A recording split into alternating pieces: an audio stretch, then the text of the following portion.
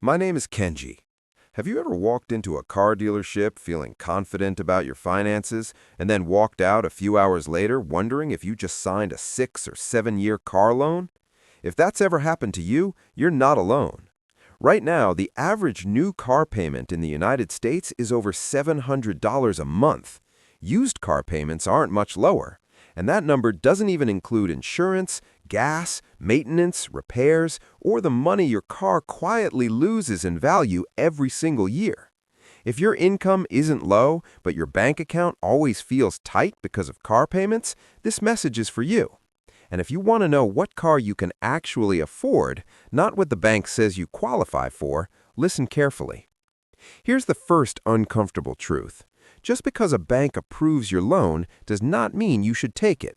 Banks are not financial advisors. Their business is simple. They make money when you stay in debt for as long as possible.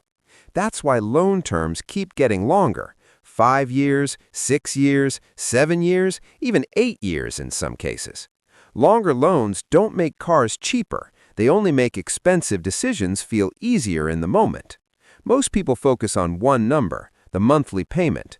That's a mistake. The real cost of owning a car includes insurance, fuel, maintenance, repairs, registration, and the biggest hidden cost of all, depreciation. A brand new car typically loses 20 to 25% of its value in the first year. Within 5 years, it often loses half its value. That loss happens whether you drive the car or not.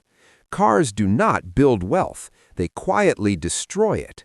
Smart buyers follow rules. One of the most common is the 24-10 rule. 20% down, no more than 4 years of financing, and total car costs should stay under 10% of your income. More conservative buyers follow the 23-8 rule, with even shorter loan terms and lower risk. If you cannot comfortably pay off a car in 3 years, the car is probably too expensive. Let's look at real income levels. If you make $50,000 a year, your take-home pay is around $3,300 a month. 10% of that is roughly $300. After insurance and gas, there's almost nothing left for a car payment. At that income level, a new car is a financial trap. Reliable transportation matters far more than looking successful. At $75,000 a year, you have more flexibility and more temptation. Banks may approve a $600 or $700 monthly payment, but that does not make it smart.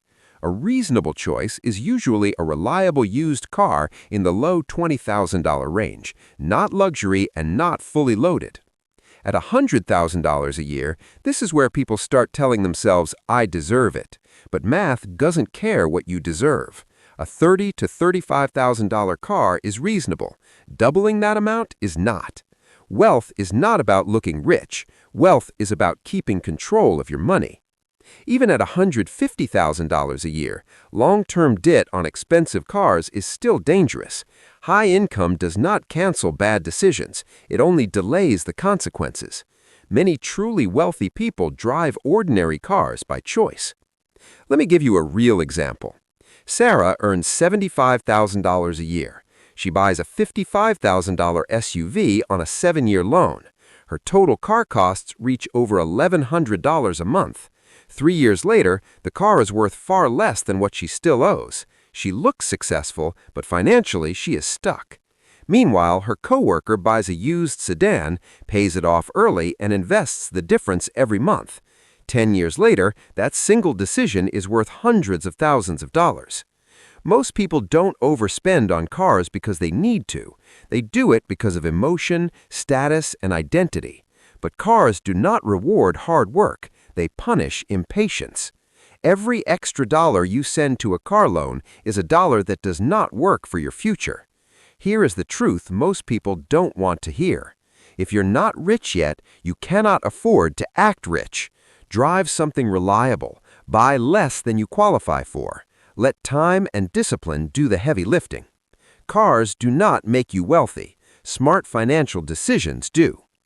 My name is Kenji.